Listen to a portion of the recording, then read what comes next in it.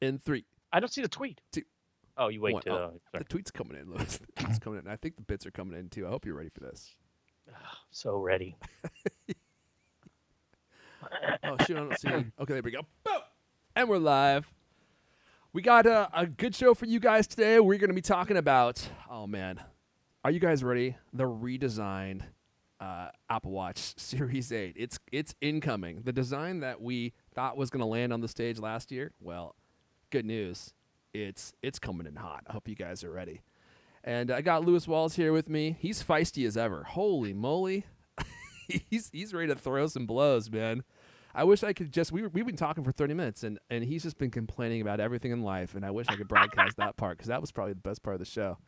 Shout out to Jeff Druin. Shout out to Brian Solo. Hello, no LK. Oh, well, we should mention that again.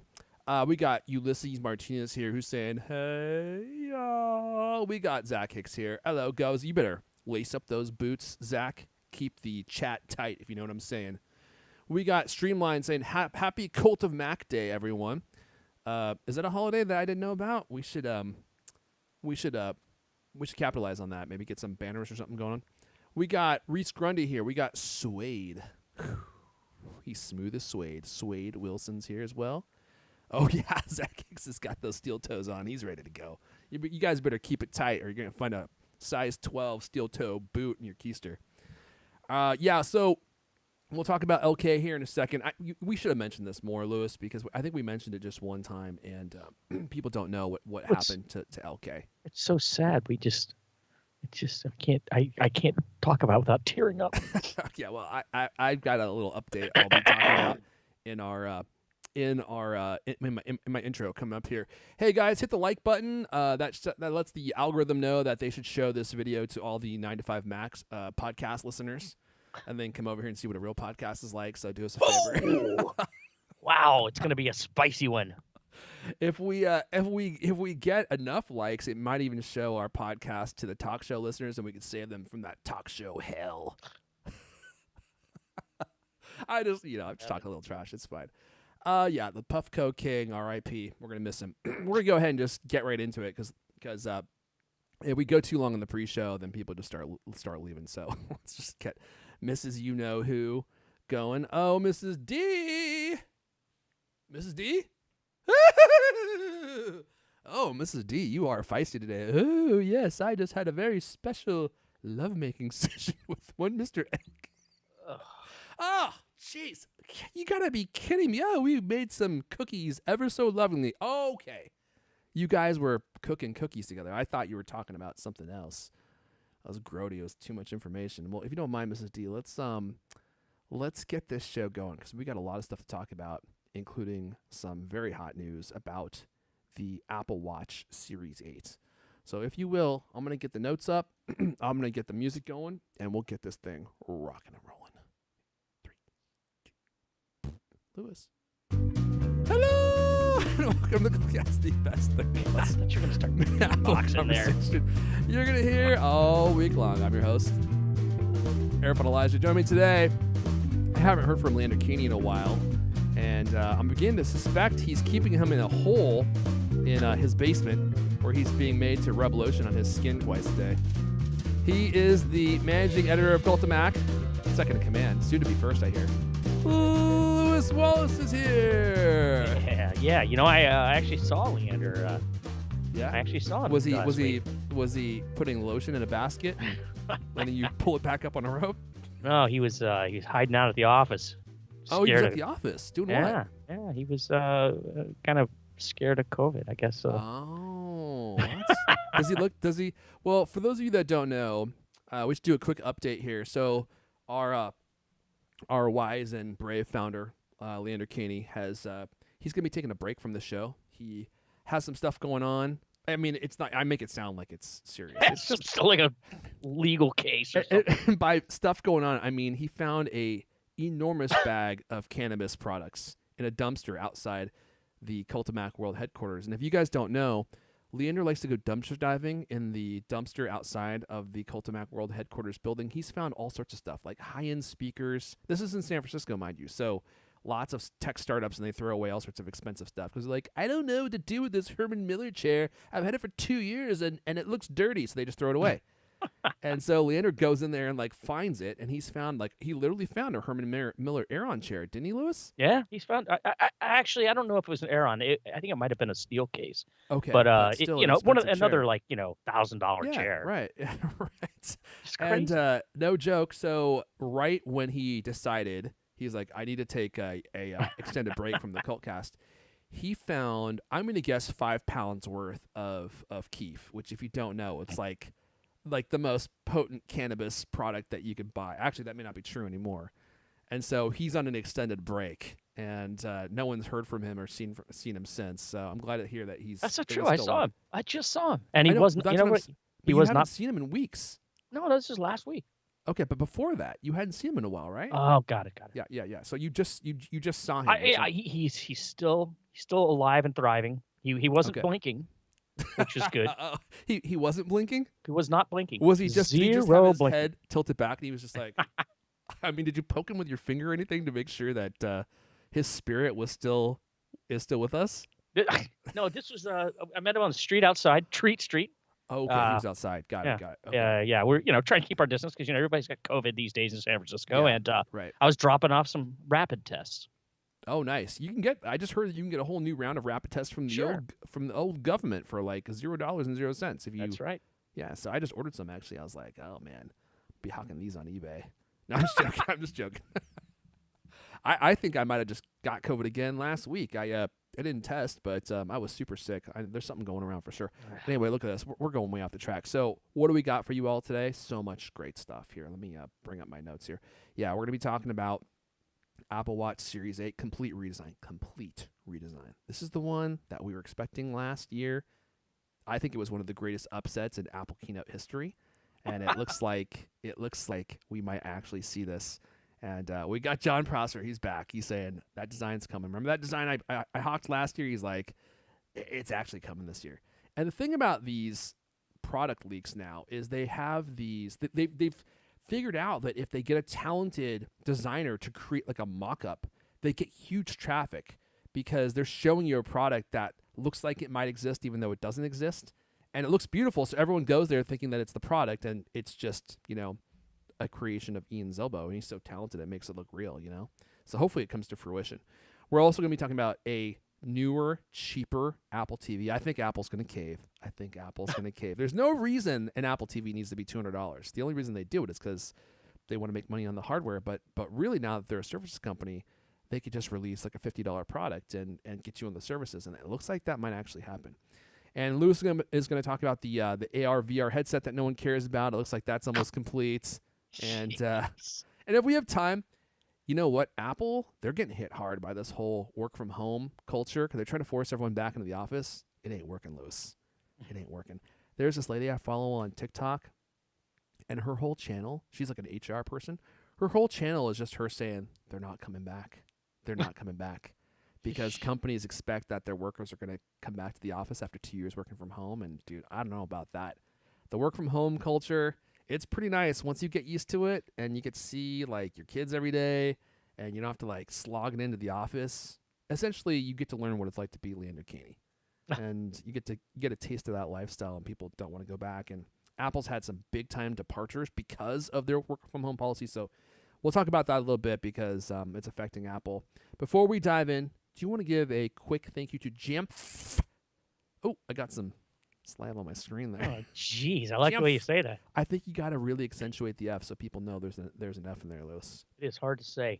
Yeah. So Jamf Now, that's the name of this one product they have. Jamf Now makes it easy to set up, manage, and protect your Apple devices. It's totally easy to keep track of Macs, iPads, iPhones, even Apple TVs. It's hard enough. I can't talk Get it anymore. Together, get it together. I got the long Flex COVID. your diaphragm and your buttocks, and let's get this thing rolling. Okay. All right. Take a moment. Yeah. So it's easy enough to keep track of all your own stuff, right? But what about when you have employees, people that you work with, and people that have Apple devices that they need to work? And as your business grows, and your digital inventory grows, it gets harder and harder to manage all this stuff, right? So it's especially true if employees are, I don't know, out in the field, or even worse, what are we just talking about? Working remotely. Oh yeah. So you can imagine how hard it is to manage devices if you haven't seen the people in 12 months. Or ever. Yeah, right. I keep hearing about that. People There's like a ton of people never who, ever met anybody outside of a. I work with a ton of people who I've literally never met. Yeah, I guess Some of which true. I never want to meet. Yeah. So anyway, okay. So if you sign up for Jamf Now, which by the way, you can do 3 devices for free if you use the Cultimac thing. I'll get to that later. Anyway, Jamf Now, you can check your digital inventory, distribute Wi-Fi and email settings, deploy apps. Like if everybody has one particular app that you have to use and you want to give it to them with like certain presets or whatever, secure company data, even lock or wipe a device as needed. Like somebody goes rogue and you say, screw that, taking it, I'm getting all of our stuff off of there. No leaks. Anyway, you can do that from anywhere, right? Remotely. Jamf Now manages devices so you can focus on your business instead of, being an IT guy. Yeah. It, as we know, can be time-consuming work, especially if IT isn't your day job. That's not the one thing that you're dedicated to doing. Make your Apple device management easy with Jamf Now so you can spend your valuable time building your success. That's what I'm all about. Building that success. So I signed up for this, and it's super powerful. You can also use it to manage the devices for your family members who are not living near you, or even if they are living near you, you can just take care of their devices without having to go to their house, which is really nice. And you can manage 3 devices for free if you go to jamf.com, jamf.com/CultCast, and you'll get free devices free forever. So there's no reason not to do it. Like, go get your free devices and try it out. There's nothing to lose, and you can manage devices for your kids, for your mom, for your dad. The people that, we're all an IT guy for someone. If you're listening to this podcast, you know what I mean. It's like everyone listening, you're an IT guy or gal for someone. I know that much. So, alrighty, Lewis, let's hop right in. Let's talk about what? Squarespace. Oh yeah, let's do Squarespace. Too. Thank you for reminding me. God, see, I totally got out of my element here. Let me just give a quick thank you to Squarespace as well for supporting this episode. Squarespace.com/CultCast. They have everything you need to grow your business online. How do I know that? Because I do it. I have a proliferating business, and it's called cultcloth.co. It's everywhere. It's ubiquitous at this point. I mean, people are using them to clean their glasses, their sunglasses, their lenses, their Macs, their iPhones. There's just nothing out there that's like it. I built my entire e-commerce website on the Squarespace platform. It was super easy. And better than that, you can have a website up in mere moments, but better than that, they have all the tools that you need to sell anything, to market your business, and you can manage it all by yourself. You don't need some tech wizard, who is covered in Cheeto dust and wants to charge you $85 an hour and always has an attitude problem when you call. You can do it all yourself and save all that money and make it look beautiful for any device that visits. You can promote your business if you want. You can create a members-only website. We can charge people to be members of your website. You can have people book time on your calendar and pay you for your time to teach them something or to mentor them or something. There's just a lot of possibilities here. So check it out, squarespace.com/CultCast, squarespace.com/CultCast. Use CultCast at checkout, and you will save 10% off your first purchase of a website or a domain name. And if you do a year service, you get a additional discount as well, which is what I do because it ends up being a really great deal. Squarespace.com/CultCast. Okay, now, Lewis. Ready for the news? Now we're getting into it. All right. Yeah. Let's talk about the news. Let's talk about Apple Watch Series 8, Lewis. Yeah. So Apple Watch 8 display might be flat. It's not just the display, Lewis. It's not just the display. The edges too. Yeah. Remember last year when all the rumors were flying that Apple Watch Series 7 would feature this, massive redesign with a flat display and squared off edges? Didn't happen. Did not happen. Biggest, what were you calling it? Biggest upset? It was one of the biggest upsets in Apple keynote history. I do believe it might have been because we were all stunned. It was a shocker. Everyone, Prosser came out with this, really good looking renders, and even Gurman and Ming Chi Kuo, everybody, like the big 3 of leakers, right, were all saying this is happening, this is happening, this is happening. We all know that they leak like crazy. Didn't happen. Yeah. Did not happen. And then they came out with the Series 7 that was essentially just a Series 6. I mean, even the system on a chip was basically the same chip from the Series 6. They just gave a new name and spec bumped it a little bit. So it was a major disappointment. Yeah, big. Although, I will mention that our very own Graham Bauer wrote a piece a couple weeks ago, Yeah. or I guess last week, talking about why it really wasn't a disappointment. It actually is a better. I mean, whatever. I mean, everyone's entitled to their own opinions. Ah. I think it was a massive disappointment. I mean, it's not like it's a bad watch. I saw it. I've seen it in person. It does have a larger screen, the Series 7, and it is beautiful. But this flat design that we're looking at here is what I want. It just looks so much classier, and it matches the style of the iPhone and the iPad, and I think this is the way they were going. And there's a story in there somewhere about why they didn't go with this last year, I think. That someday I hope that we all learn. But I do hope that we get this design update this year, and it's looking like we might actually do it. Yeah. So this resurfaced this week based on a tweet from a leaker called, you're going to love this, Shrimp Apple Pro. I know that sounds silly. But I got some receipts here that this guy might be legit. Yeah. So it's not yet shown on Apple Track, so doesn't actually have a verified, accuracy rating on Apple Track. But anyway, this tweet came out. Heard from source today, this is a quote, heard from source today that there is a flat front glass display for Apple Watch display. High chance that this is the front glass for the Apple Watch Series 8. Haven't heard any on how's the redesign housing, nor I don't even know what, nor which model yet. Illustration image only, not. I didn't need to read that part. Anyway, so after that tweet comes out, Prosser gets back on the horse. Makes a video for Front Page Tech, and he shows off some new updated renders by, you mentioned, Ian Zelbo. And gorgeous looking. He's showing people that are watching it. It's black and it's beautiful. It's got the flat picture. sides and it just looks great.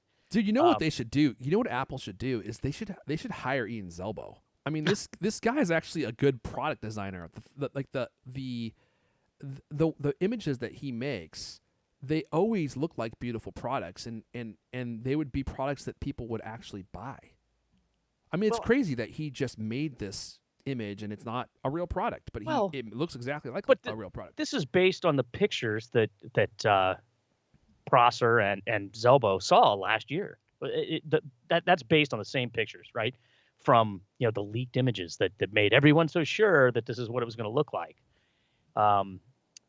So anyway, we'll see. There's also a possibility. I mean, there's been a lot of talk about a rugged edition of the watch. Perhaps called the Explorer edition. Yeah. And there's now it's like, well, maybe this isn't going to be the actual Series 8. Maybe this is going to be the rugged one that's going to probably cost twice as much, or whatever. Who knows? But it's definitely intriguing that it's coming back again. And are they gonna do it this time, or is it gonna be another, like, everybody standing there going, what happened? Man, Can you imagine so. one more time? Like, all there is a new SE with a faster chip and a temperature Series sensor. 8. Yeah, Series 8 now can give you a rough estimate of what your body temperature is, plus or minus 6 degrees. Yeah, not for medical use. Let me just go back to the tweet from Shrimp Apple Pro. So I've been hearing about this person for a while now, because I believe that they are building up a record of accuracy. And let's see here. I was scrolling through his past tweets, and I saw one that was interesting. I don't know where it went. Shoot, I lost it. Son of a gun. Yeah, it's gone.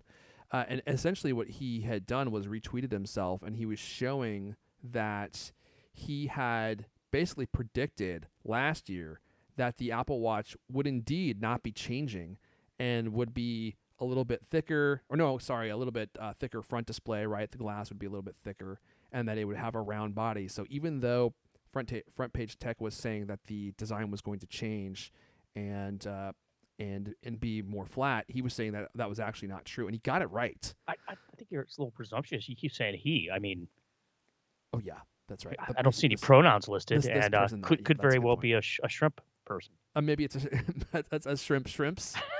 I'm not sure. Yeah, that's a good point. So thank you for bringing that up. But I'm looking through these tweets, and I had it all lined up. But of course, now that we're looking at this, great! Once you're live, it all falls apart. Yeah. So I can't find it anymore. But he did do that, or I mean, Shrimps did do that.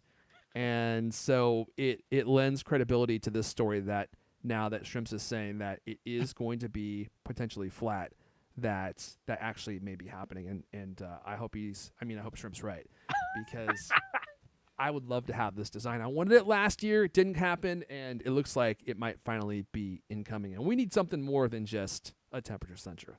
Yeah, I hope they do something completely different at some point. I mean, I'm actually really curious what exactly the rugged version is going to be, because that doesn't really look rugged, does it? It looks more like No, that one an doesn't look iPhone rugged on at your all. wrist. And so let's just say they do this year. Okay, well, aren't we expecting that next year they're probably going to redesign the iPhone finally? Not this year. This year is supposedly going to look exactly like last year. But would they finally make the watch look like last year's iPhone? Is that what's going to happen? They finally make the watch. Yeah, exactly, because they want that flat design. They want that same design language across all their devices, I believe. And so eventually I think they are going to do it. It's just going to be a matter of time. And I think this is our year. I think this is our year. Like I said, I think there's some story about why it didn't happen last year that eventually we're going to find out. And they had to cancel last minute. At least that's the way it seems. But I do hope they do something like this year. Anyway, we're going on and on about the Apple Watch, but I know Very many of you are exciting. looking for a Very better a new design, and we are too. So hopefully we see that happen this year. Let's talk about Apple TV, Lewis, because Oh, we might be in for a big change in Apple TV as well. And you know what? Apple TV, like so many products that are released by Apple, it doesn't do well because it's just too damn expensive. Pardon the language, if you whoa! will. It just Explicit came out. content. Couldn't control it. Yeah, my apologies. It's they're just too expensive, and I think the most popular streaming stick in the US is the Roku, which is not a bad device. It's certainly no Apple TV. I mean, the Apple TV is, I think, the cream of the crop. It works so well. It's buttery smooth. It's fast. It's responsive, right? The controller definitely that super silver controller is not as good as I had hoped it was going to be, unfortunately. But apparently, a more affordable Apple TV might be in the works. This is according to Ming-Chi Kuo, I believe, who says that a new Apple TV streamer will launch in the second half of 2022. And there is a hint that the device will actually cost less as well. And he goes on to say that the components are going to give them a better cost structure, whatever that means. But it does seem like Apple is going after a lower cost. And let's see here. I'm trying to get through all the cruft of this article here, Lewis, and talk Whoa! about. All Cruft. right, okay. Apple. I'm just going to give you the quote just from Ming-Chi Kuo, the only Apple analyst that seems to ever know what the hell's going on. Apple, quote, Apple will launch a new version of Apple TV that improves cost structure in the second half of 2022. Yeah, that's the quote. Sounds familiar. So I just basically read you the quote of what I just paraphrased already.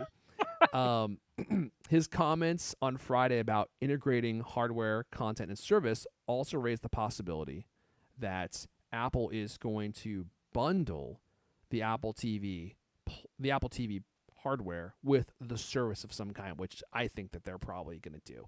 And now that they have the service, it'd be smart of them to sell the hardware at a discount to make it easier to access Apple TV Plus and the other content in their service. And now you have a great streamer, and you're also tied into the Apple ecosystem. And check this out. This is hot off the press, Lewis. Hot off the press. I just saw this come in hot on my news feed on Twitter. This was a news story. That's right, Costco. Costco. So like the big warehouse that people love to buy, 10-gallon jugs of mayonnaise from. They are now selling discounted Apple News Plus, TV Plus, and Apple Arcade subscriptions. Isn't Really? that interesting? So now you can buy discounted Apple services from Costco, which was never possible before. All you could ever get was like iTunes gift cards and then actual hardware. When now Costco is selling their services as well, which I think is really interesting. How much? It doesn't say how much the discount is. Let me see if I can pull up the story. This is from Macrumors, by the way. So shout out to Arnold Kim. Let's see here. Does it say the prices? Okay, yeah. It looks like Apple Arcade is available for $44.99, down from $49.99. So you save 10%. That's nothing to write home about. Apple TV Plus is also available for $44.99. And Apple News Plus, Apple News Plus is available for $89.99 for a year of service. How much is Apple TV Plus? It's $9.99 a month, isn't it? $4.99. It's $4.99 a month? Yeah. So Apple News Plus, that doesn't make any sense. Apple News Plus is available for $89.99 for a whole year, or you can buy it month to month for $50. $50? What? I think Apple News Plus is $10 a month.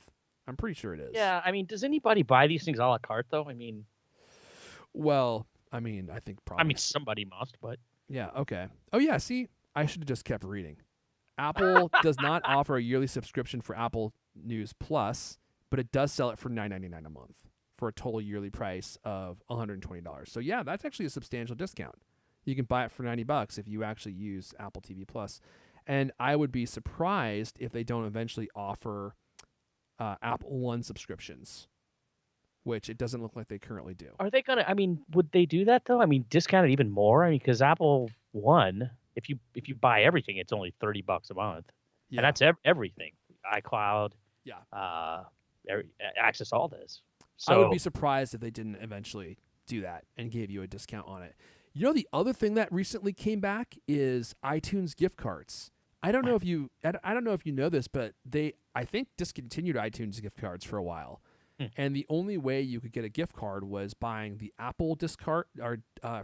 And the difference is that the iTunes gift cards could only be used on iTunes, or on like your iCloud subscription or something. But like the Apple gift cards could be used on anything. It could be used on hardware and services. But the iTunes gift cards used to regularly go on sale. I mean, they would sell those things for like 25, sometimes 30% off. And so you could stock up on them, which is what I used to do every year, and then use them on your iCloud subscription, on your iTunes purchases, so on and so forth. And when they moved to the Apple gift cards, they basically eliminated all discounts because Apple's not giving you a discount on those. You can buy hardware with them, right? And so what they would do is they would sell the Apple gift card, and then they would offer you like a $10 gift card from the retailer that you purchased it from. So like a common deal was you buy a $100 Apple gift card, and then Best Buy would give you like a $10 Best Buy gift card, which is a crappy deal. Like that's not nearly as good of a deal as getting like a $100 iTunes gift card for $70, which you could definitely do over like the holiday season. And now all of a sudden, I've noticed the iTunes gift cards are back. So Apple's selling them again. So I don't know if like the Apple gift cards just weren't selling very well or what was going on, but if you have subscriptions to Apple TV Plus or the Apple One subscription or any of the Apple services, you should absolutely be buying gift cards. That's what I do, and you can get them for usually at least 15% off if you look around, and then you're getting an automatic 15% discount. It's built in. wow, Is that a hot tip? That's a pretty good tip. I like that. I mean, I think that's a pretty good tip. And Costco is a place that often puts them on sale. But there's all sorts of sales that happen on iTunes gift cards pretty regularly. Like you can usually get them for at least 10% off if you just look on Google or something. So there you go. I'm hoping for a Apple TV stick. There's no reason they can't do it, Lewis. I know that in the past they've even investigated the idea of possibly doing an Apple TV stick. And there's no reason they can't do it. The only reason they don't is because they want to get you on the hardware. Well, they also, I mean, you don't think that a stick would be able to do Apple Arcade properly, do you? No, probably not. But and it would not be able to work as a HomeKit hub, which is another. No, come on. It wouldn't be powerful enough, right? I don't know. I mean, I don't know. I don't even know what. If you think about a stick, though, I mean, there's not enough room for enough hardware. I don't think for all those things that the Apple TV does. I really don't know. It would probably be limited in some way, but would that be worth it if you just wanted a streaming stick, which is what most people want? Right. Yeah. That's the problem is Apple tries to sell you a solution, and then the solution has all these features that people don't It's want, too big. and then they just don't buy it, and then it Yeah. dies on the vine like the HomePod did, right? It was just like, don't make me think about the HomePod again. I God, know, it's I know. just I so almost talked depressing. about it again today. So depressing. Because Sonos But, is releasing a, or at least there was a leak that they're releasing a Sonos subwoofer that you Right. can connect to their soundbar, and I just threw my hands up. I was like, Come on. this was what Apple needed to do. They just needed to release a HomePod subwoofer and make the HomePods more versatile, open it up so that they can be used with different streaming services. Quit being so closed. Apple wants to have it both ways, man. They want to sell you hardware and make the money on hardware, and they also want to sell you services, but they don't want to open up their hardware to other services. So you buy a HomePod and you're like, I really want to use this with Spotify. Oh, you can't. And that type of thing is so common. And so and then you just don't buy the hardware because it's not compatible with the services you actually use. They're trying to corral you. Yeah. Well, I mean, back to your point about the TV stick. I mean, if they say, okay, here is a $25, or it wouldn't be 25. They would never be that cheap, right? But let's say they made it $50 and they threw in a year of Apple TV Plus, right? Because that's what they want. They want more viewers for their TV shows, and they, as we often say, they just keep producing more shows, and a lot of them are pretty good, and they're winning awards. They won the Oscar for Best Picture. They've had, we talked about this in the last couple of weeks, right? They keep releasing shows that are actually showing up in the top 10 streaming lists. So they're actually contending with the big guns, and it's. I mean, I'm the first to say I'm a little surprised because I didn't think that. It just seemed like such a weird move for Apple to get into that so long ago. But people can watch this on a lot of smart TVs and stuff. But if they just produced a little like Roku stick like you're talking about and packaged it with Apple TV Plus, because right now I don't remember what you get if you buy an Apple TV streaming set-top box now. It's like down to a free month or something like that? I mean, when it first started, I think you got 3 months or 6 months. And it's only for people who have never subscribed before. So their promotions now are basically over. If you've given Apple TV Plus a shot, then you're done. They won't give it to you even if you buy a new device. You got to pay for it. Right.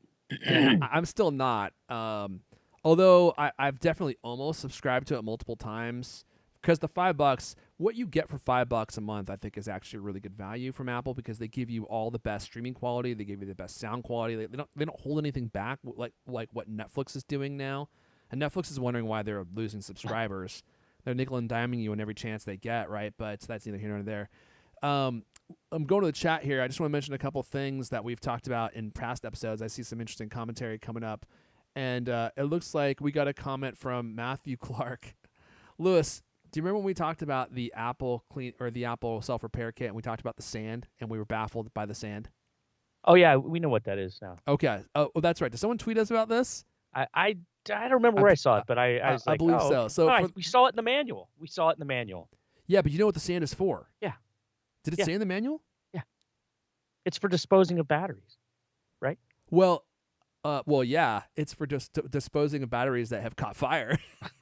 So the sand and the container is what you're supposed to use. Thank you, Matthew Clark, in the chat, for dousing out fires. So if you're working on the phone and the battery catches fire, you got to use the pure white unadulterated sand to douse out the fire. Does it come with a fire extinguisher as well? It probably. I mean, it's 47-pound box, right? So I mean, it probably got room for that. Isn't it 76 pounds total? I think. Well, I think it's 2 boxes, right?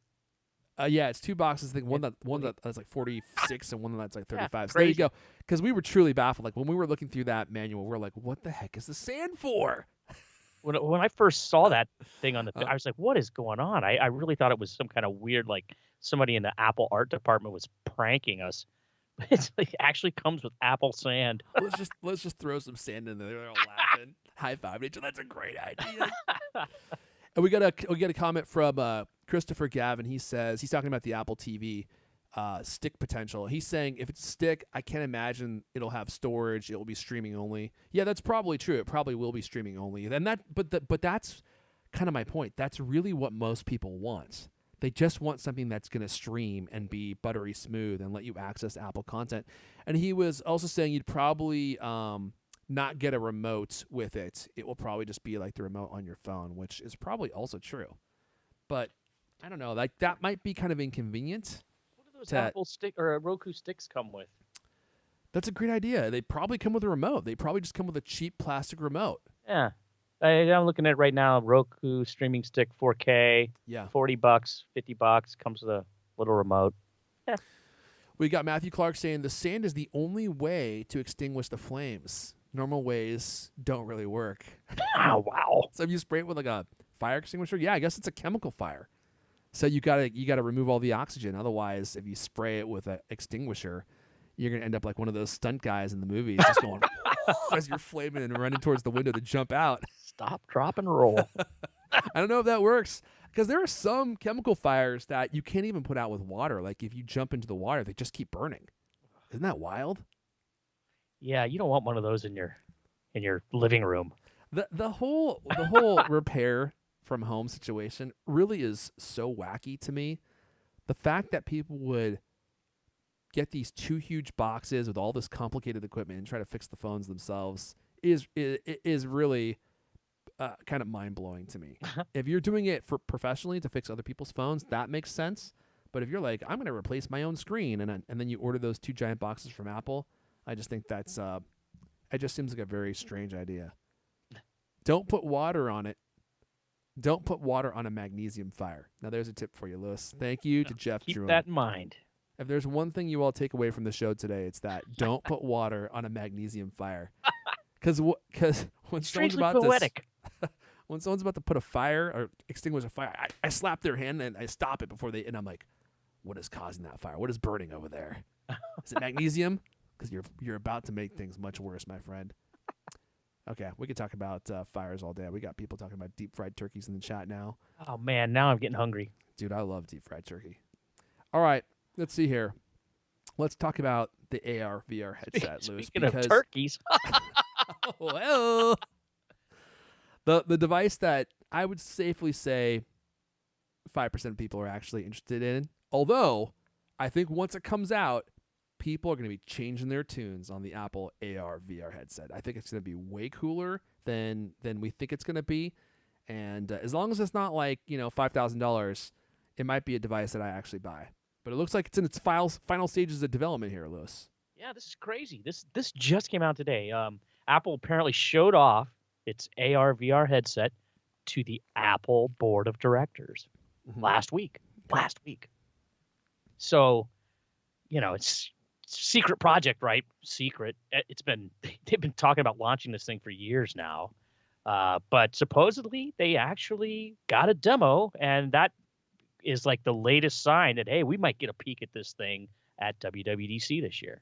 And that's, WWDC has been talked about as a possible unveiling for this device for a long time. And it makes sense, right? You show off the people who are going to make the really cool stuff that runs on it. Hey, here's what you're going to be producing apps for and content for. And then, there's a period of time during which they finish up making the product. And then when it comes out, there's actually something to do with it. This latest thing, this comes from our old pal Mark Gurman over at Bloomberg, and he said, quote, Apple Inc. executives previewed its upcoming mixed reality headset to the company's board last week, indicating that development of the device has reached an advanced stage. Once again, we're reading a quote that is exactly like the paraphrase that we just did. That's great. It's great for the listeners, and I'm very sorry. Anyway, there was a bit in here that I thought was pretty interesting, and a little background. The current device, codenamed N301, has been in development since around 2015. Wow, 2015. That long. And he lists all the people who have been, running the project. Mike Rockwell, Dan Riccio, Apple's former head of hardware engineering. But get this. He says the company has about 2,000 employees working on the device as part of the technology development group. That's wild. 2,000 people. And the fact that it hasn't leaked in any significant way, it is hard to believe. Yeah, it's really, that's a mind to me that's a mind-blowing number of people to have Yeah. working on this device, which, as you point out, I mean, people are talking about it in this article. I mean, we've heard prices possibly as high as 3,000. This one says maybe it might be as much as 2,000. That's still an awful lot of money. And they were saying that Apple, hopes or expects it might sell one a day per Apple store. I One a day suppose per that, Apple Store, which means it's going to be expensive. yeah, I mean, it's just, supposedly they've had problems with like, overheating and, Yeah. I mean, this thing's supposedly going to have all these sensors and 3 screens display and, be like a competitor to the, what's it called? Oculus Quest, Meta's Oculus Quest 2. Yeah. And just all these people making these kinds of things. Now, I still have yet to try one. I feel every time we talk about these, I feel like I've shirked my duty. I haven't gone out and bought one of these things just to see what it's like. But I have so little interest in it and so little Well, that's the thing. faith You're that not it's alone, actually. man. I mean, I don't even love talking about this dang thing because anytime we do, people start tuning out. People just don't see. Okay, let's do informal poll. Oh, Chat no. here in the chat. Are you interested in the Apple mixed reality headset? Yay or nay? Let's just take it. Just give me a yay or a nay in the chat, and let's just see what happens. Because I feel like most people are casually interested in it, and they'll listen to you say, a couple minutes. Listen to you talk about it for a couple minutes, but beyond that, look at all those nays. Oh, we got a meh too. Oh, look at that. We got some yays coming in too. All right. Yes, but for $3,000, too rich for my blood. We got a lot of yays here. That's way more yays than I would have guessed. Well, there you go. Wow, look at that. That's a lot of yays. I would say the yays might even outweigh the nays. What do you think about that, Wow. Lewis? Nay. I haven't counted them up, but Well, that's interesting. I mean, I don't know how many of these things Meta sells. I have no idea. I've seen them at Costco for $300. I almost bought one, thinking, just as a professional thing, I really ought to do this. But to be honest, I have a hard time imagining strapping one of those things onto my head and not being embarrassed, even if I'm in my house all by myself. yeah. I even like the advertising stuff for Meta. It just, I see it. I just feel sorry for the person who has it strapped to their face. It's like an alien face hugger thing. I don't get it. Obviously I'm not the target market. I'm not a gamer. I'm not young or smart or attractive. I'm an old guy sitting down talking about tech, right? But we'll see. $2,000 to me sounds shocking. Remember when HomePod came out? It was like, what? A smart speaker for $350? Yeah. Well, what's it going to be if it's like, what? A headset for $2,000? I think it's going to be three. I think Alex E. Heath, who actually, I hate to admit this, broke a lot of this for the information when he was back with the information, and I think he said it was going to be $3,000. Well, that's like I said. That has been rumored. This latest one says 2. I don't know. Even 2 is just that's a lot of money. That is a lot of money.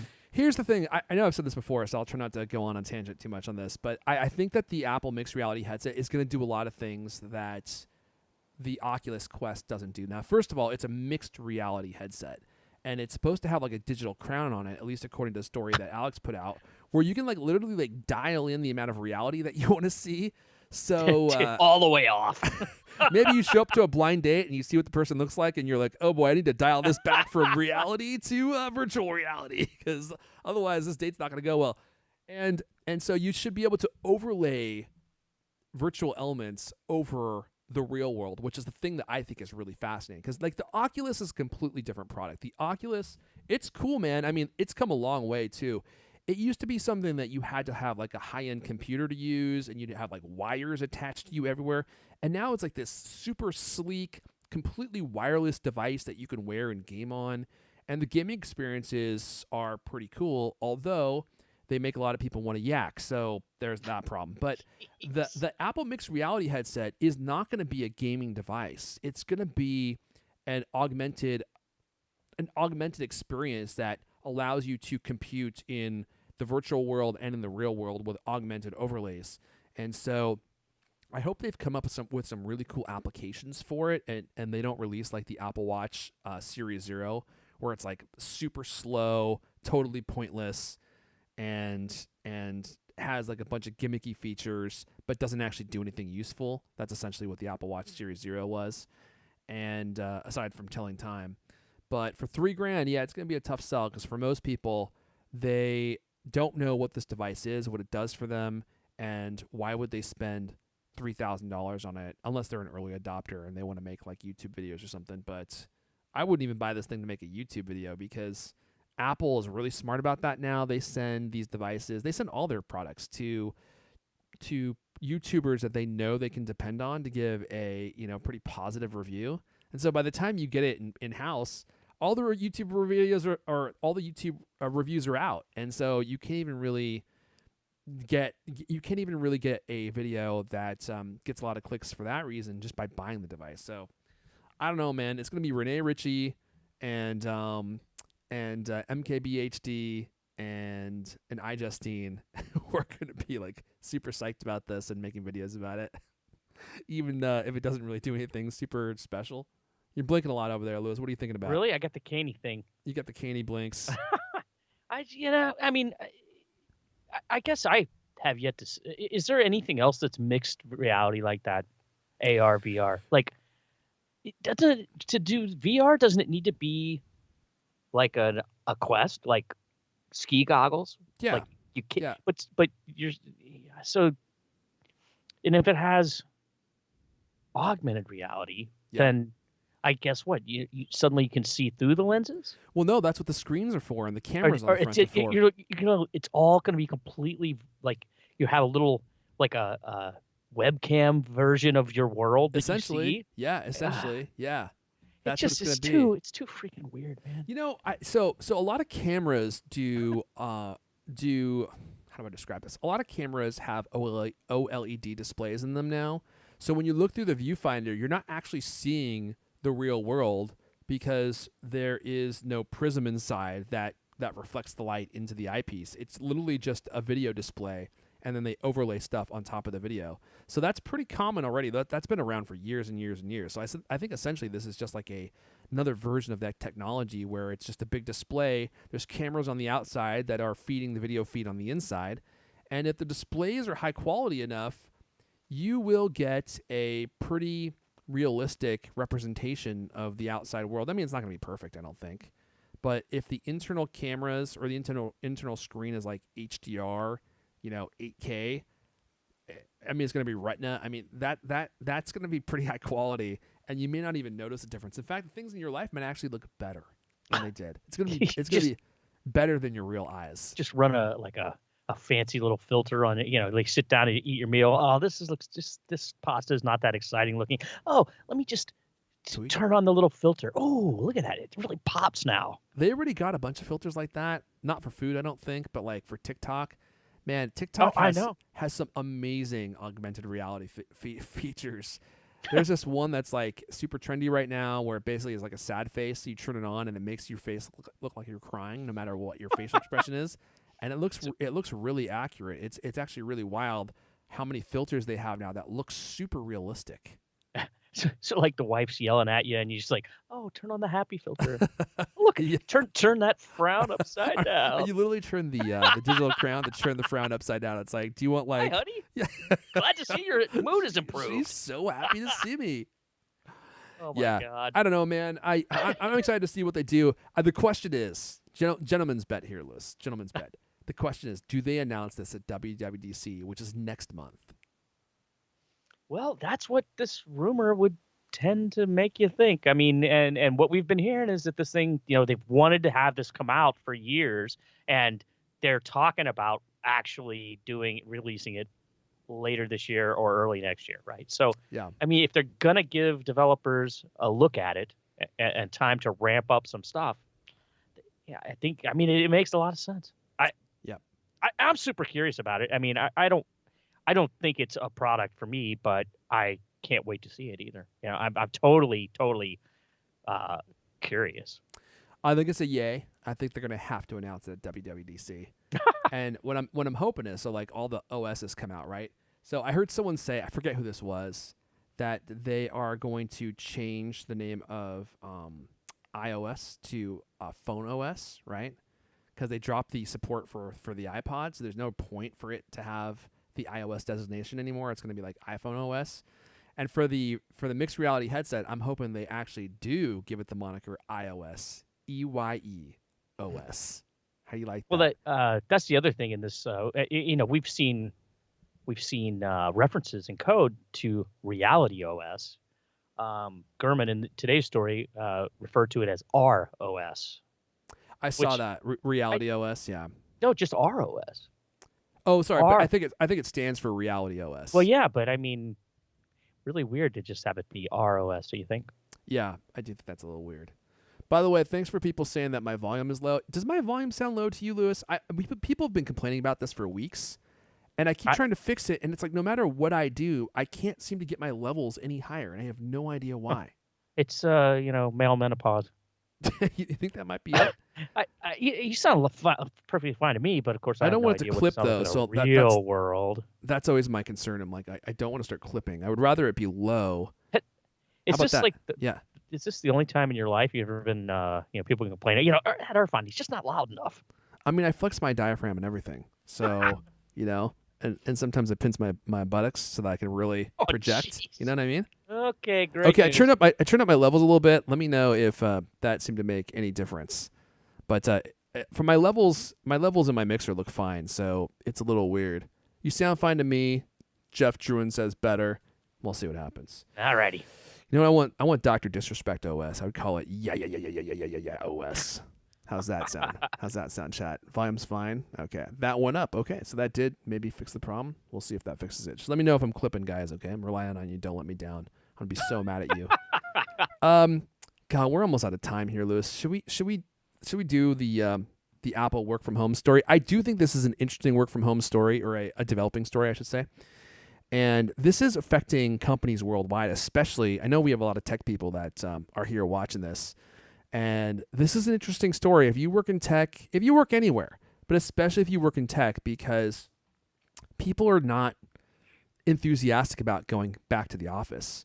And Apple's got like a mutiny on their hands. I don't know if anyone's following this story, but they are trying to get people to come back to the office. Well, first they said 2 days a week, and now they are going up to 3 days a week. And there was a story, was it yesterday, that they're actually delaying that, right, Lewis? Well, they're what they're doing is slowing the pace. I mean, they were supposed to be back at their desks 3 days a week later this month, but here in the Bay Area, COVID cases are rising again. Everybody's getting little alerts on their watches and their phones, like, you've been exposed to somebody who has COVID. So now they're going to require them to be in the offices 2 days a week is their plan. 2 days. It's kind of wild. People are adamant about not going back. People are threatening to resign. I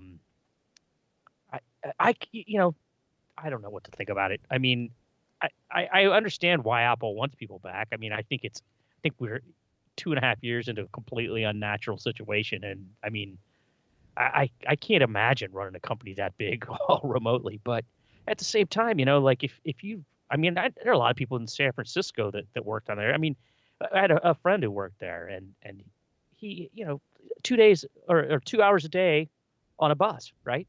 I mean, at least he didn't have to drive himself. At least he was able to hop on the bus and go down. And they could even, after a certain period of time, they were even allowed to count that as time on the job, because they have a laptop and they're working on their way down there, right? Which, by the way, speaking of things that'll make you vomit, I would do that immediately if I had to type and read on. I would get so car sick. All right, let me ask the chat this while we're talking here. I got a question for you guys. Okay, someone asked me this, and I thought it was a really interesting question. Let's say that, if you work from home, okay, or you work from home part time, how much extra money would your company have to give you to come back full time? What is that? What is that number to you? Is it 20,000? Is it 100,000? I think everyone's got a number. I think I have mine, and I have been working from home for probably 7 years now, maybe longer. It was kind of like hybrid for a while, but I decided pretty early when I had kids that I wasn't going to take a job where I had to go in full time, because I actually love my kids. I want to see my kids as much as possible, especially while they're young. And for those of you that don't know, I got 4 young kids. They all look just like me. Beautiful. super intelligent, long, luscious, curly hair, and Soft-spoken, soft-spoken. unopinionated. They're more opinionated than I would sometimes prefer, to be honest with you, Lewis, especially about dinner, if I'm being honest. A lot of complaining about dinner that happens. Just think when you get these, you put the goggles on all of them, and they'll just be like, "Oh yeah, these are delicious corn dogs." That would only cost me. Oh, corn dogs isn't a problem, Lewis. It's when you get anything green on the plate. It only cost me what, $12,000 to outfit my 4 kids with Apple mixed reality headsets. That actually might be worth it for the complaining.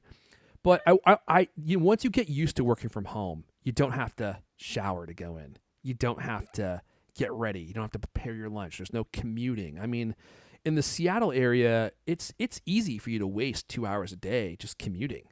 And then there's the whole getting ready, and then you don't get to see your kids. And now I'm broadcasting from Cult Command. This is where I work. I built this in my yard so that I could work from home and be away from my family. But I get to go in, see my kids. Once they get too rowdy, I'm like, all right, I'm out of here.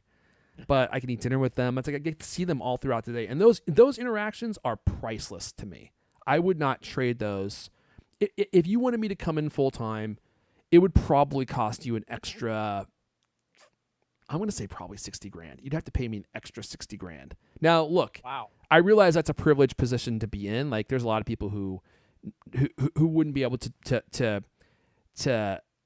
make a demand like that, and most people probably wouldn't even give you an extra $60,000 if you wanted it. But that's how much it's worth to me. So, like, I would rather take a job that paid $60,000 less to work remotely, because I just think it's that much better.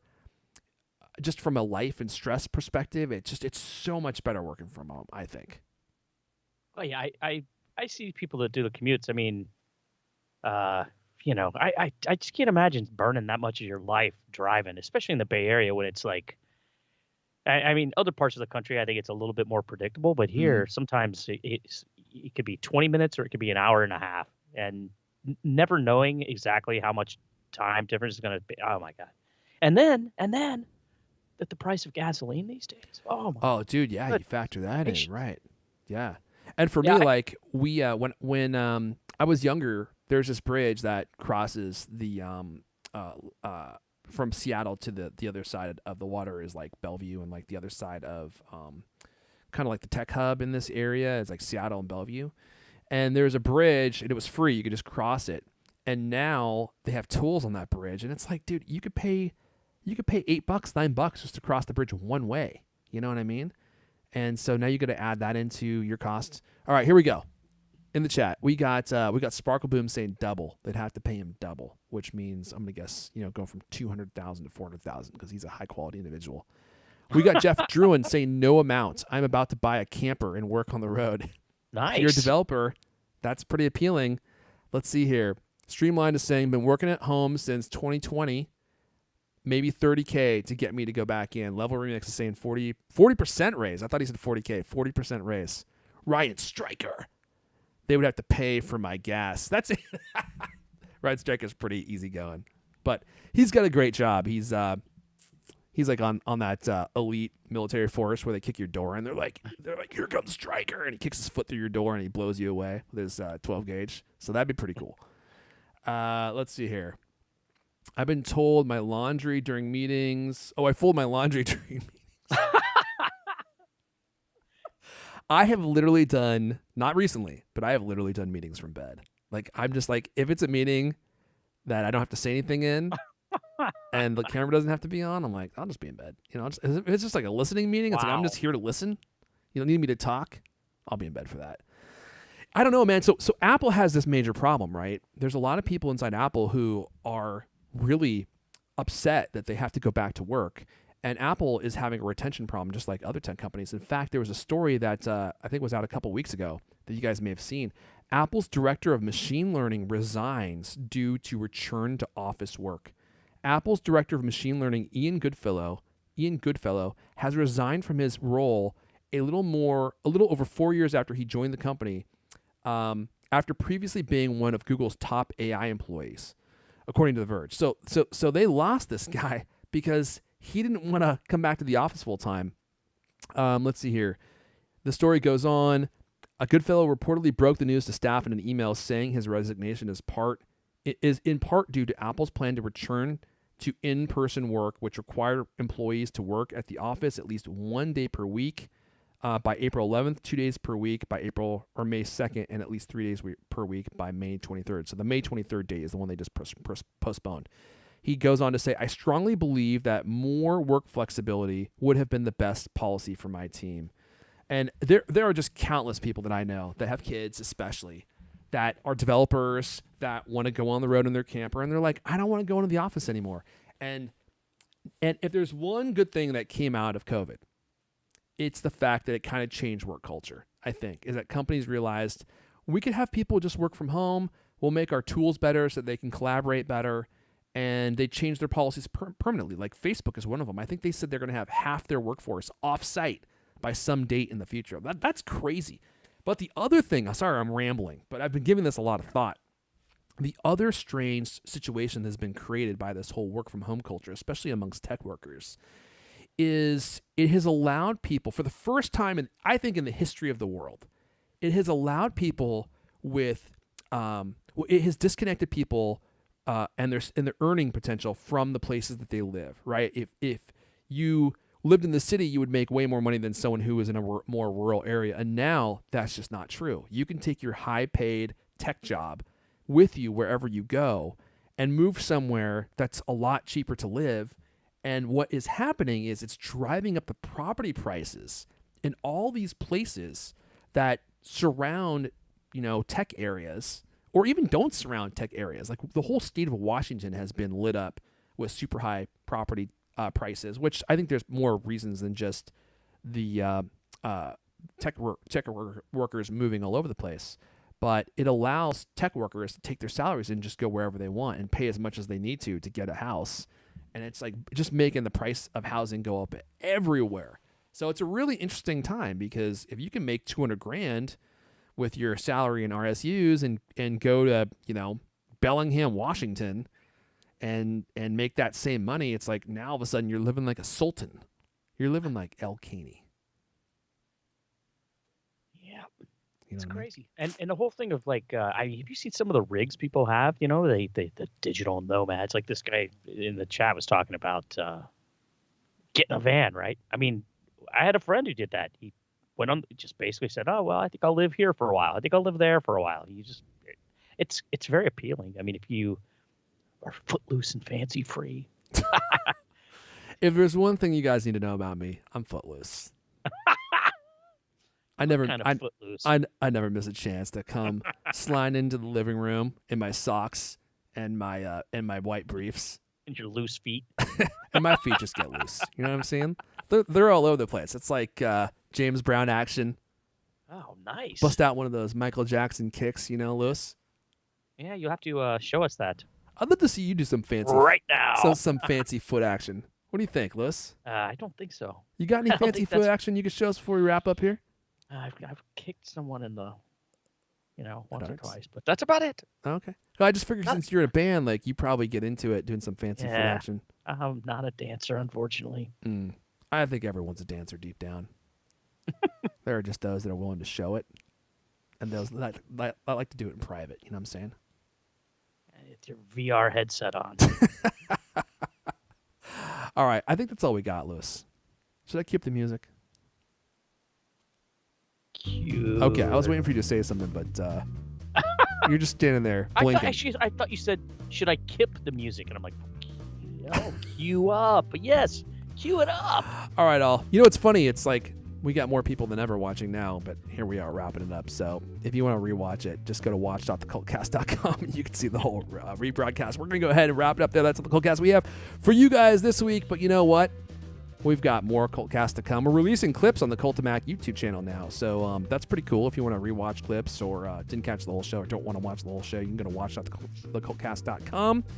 Let's see here. We're going to go ahead and wrap it up there. That's all the CultCast we have for you guys this week. If I don't do the whole thing in order, I can't do it. But if you want the party to continue, we're both on Twitter. We're duking it out on the new Twitter. Lewis especially, man. He's just tossing blows. I'm at Erfon, ERFON. Lewis is at Lewis Wallace. This has been the CultCast, the best 30-plus minute Apple conversation you can hear all week long. New episodes of the CultCast come out every Thursday night. I want to thank everyone for listening, and we'll see you guys Next time. I missed my chance, Lewis. I should have got up and done some fancy footwork. Never too late to start. You know what I mean? Let's see it. Yeah, should I do it now? I can't. My headphones are on. I got this cable attached to my mixer. And then there's the whole pants problem. I'm also wearing a jacket and shorts. And I didn't want people to see that.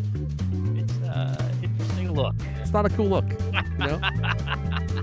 Because I got cold. I was like, thought I was gonna wear jeans today. Let me know. Thought it was gonna be warm. Tell the truth. Are you And wearing not been the case. socks with sandals? Well, make sure you keep No Leander reply. well fed down that hole. When you lower the rope with the basket and the lotion, give him a couple snacks too. Bye, y'all.